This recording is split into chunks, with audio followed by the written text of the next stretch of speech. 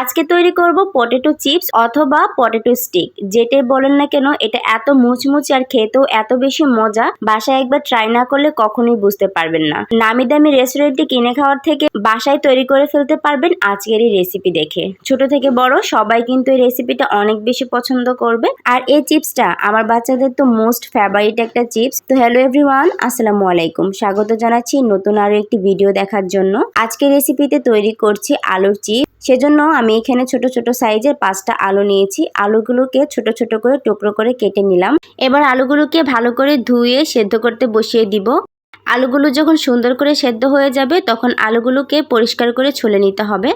আলুগুলো কিন্তু একদম 100% সেদ্ধ করতে হবে, যেন একদম নরম হয়ে যায়। এতে করে আলুর পেস্টটা তৈরি করতে আমাদের অনেক বেশি সুবিধা হবে। এবার আলুগুলো ভালো করে ছুলানো হয়ে গেলে একটা কাঁটা চামচের সাহায্যে আমি আলুগুলোকে এভাবে করে ভেঙে নিচ্ছি। আপনারা চাইলে যে কোনো গ্রেটার দিয়েও গ্রেট করে নিতে পারেন, অথবা আলু মিহি করার যে মেশিনটা থাকে ওইটা দিয়েও করে নিতে পারেন। তো আমি প্রথমে কাঁটা চামচ দিয়ে এভাবে আলুগুলাকে থেতো করে নিয়ে এবার হাত দিয়ে সুন্দর করে মসৃণ একটা ডো তৈরি করতে হবে আলুর। আর আলুর ভিতরে যেন একদমই দানা দানা না থাকে সেই দিকটা একদম খেয়াল রাখতে হবে।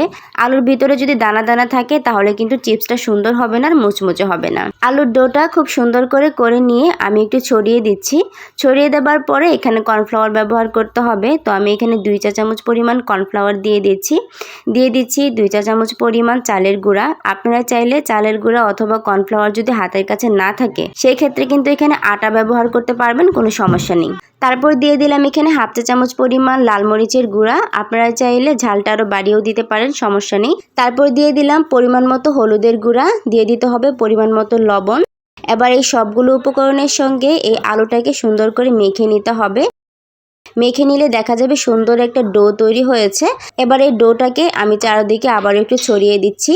ছড়িয়ে দেওয়া হয়ে গেলে দেখা যাবে যে হাতে এরকম করে লেগে আসছে, সেজন্য এখানে তেল ব্যবহার করতে হবে। তো আমি এখানে 1 টেবিল চামচের মতো তেল ব্যবহার করেছি। তারপর এখানে ম্যাগি স্বাদে ম্যাজিক যে মশলাটা আছে ওই মশলাটা থেকে এখানে অল্প একটু দিয়ে দিয়েছি। এতে করে এই চিপসের টেস্টটা অনেক বেশি বেড়ে যাবে আর খেতে একদম রেস্টুরেন্টের চিপসের মতো লাগবে। এটা কিন্তু অনেক মজা হয়। তো আপনারা চাইলে এখানে চাট মশলাও দিতে পারেন, অথবা ম্যাগি স্বাদে ম্যাজিক এই মশলাটাও দিতে পারেন, কোনো সমস্যা নেই। ব্যাস, এই পর্যায়ে কিন্তু আমার চিপসের জন্য আলুর ডোটা একদমই তৈরি। তবে এই ডোটাকে আমি 2 ভাগে ভাগ করে নিয়েছি।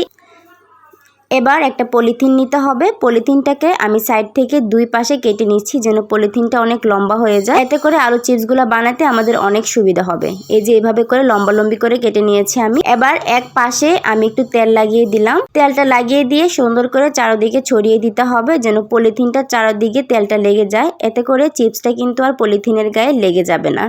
তারপর অপর পাশটা পলিথিনের সেই তেলের উপরে রেখে দিলাম। রেখে দিয়ে চেপে এভাবে অপর পাশটাতেও তেল লাগিয়ে নিব। এতে করে চিপসগুলো খুব সুন্দর হবে, হাতে লেগে আসবে না বা পলিথিনেও লেগে যাবে না।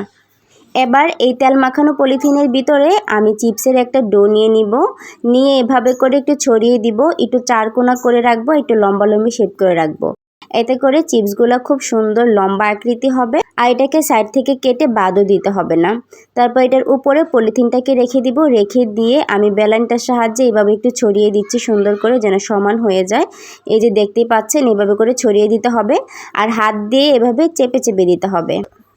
হাত দিয়ে এভাবে করে চেপে শেপটাকে সুন্দর করতে হবে। এতে করে চিপসগুলো খুব সুন্দর লম্বা হবে আর চারদিকে এক সমান হবে। আর সাইড দিয়েও আর এটা কেটে ফেলার দরকার নেই। বেলাইন দিয়ে সমান করার পরেও হাত দিয়ে একটু আবার সমান করে দিবেন এভাবে করে। যেহেতু আমার বেলাইনটার গায়ে একটু লম্বা দাগ কাটা ছিল, তো চিপসের উপরে যেন সেই বেলাইনের দাগটা না আসে সেজন্য হাত দিয়ে একটু সমান করে দিতে হবে। ব্যাস, এই পর্যায়ে এখন পলিথিনটা উপর থেকে সরিয়ে দিতে হবে। যেহেতু পলিথিনে তেল লাগানো ছিল সেজন্য কিন্তু পলিথিনটা আর এই ডোয়ের গায়ে লাগে নাই।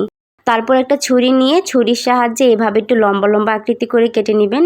একটু চিকন করে কাটার চেষ্টা করবেন, এতে করে এটা একটু ফুলে যাবে আর দেখতেও সুন্দর লাগবে, খেতেও মজা লাগবে, বেশি মুচমুচে হবে। এই যে দেখতেই পাচ্ছেন এভাবে লম্বা আকৃতি করে আমি সবগুলো চিপস কেটে নিয়েছি। এই যে আপনাদেরকে একটা হাতে নিয়েও দেখালাম, এভাবে করেই কেটে নেবেন।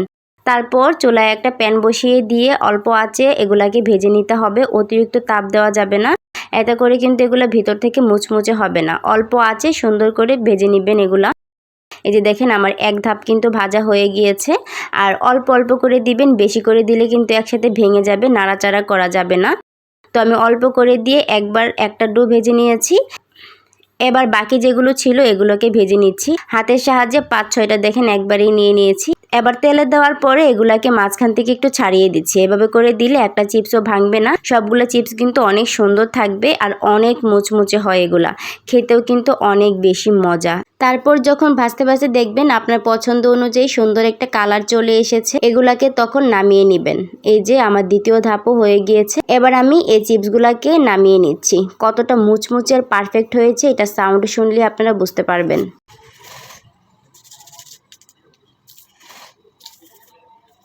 তো আশা করছি এই চিপসের সাউন্ডটা শুনে আপনারা বুঝতে পারছেন কতটা মুচমুচে আর পারফেক্ট হয়েছে। আর সাথে যদি থাকে এরকম আলুর মেয়োনিজ তাহলে তো আর কোনো কথাই নেই। আলুর মেয়োনিজের রেসিপি আমার চ্যানেলে দেওয়া আছে, আমি ডেসক্রিপশন বক্সে দিয়ে রাখবো, অবশ্যই চেক করে নেবেন। আর যারা ফেসবুক থেকে দেখছেন আমি কমেন্টে আমি রেসিপির লিঙ্ক দিয়ে দিব, অবশ্যই চেক করে নেবেন।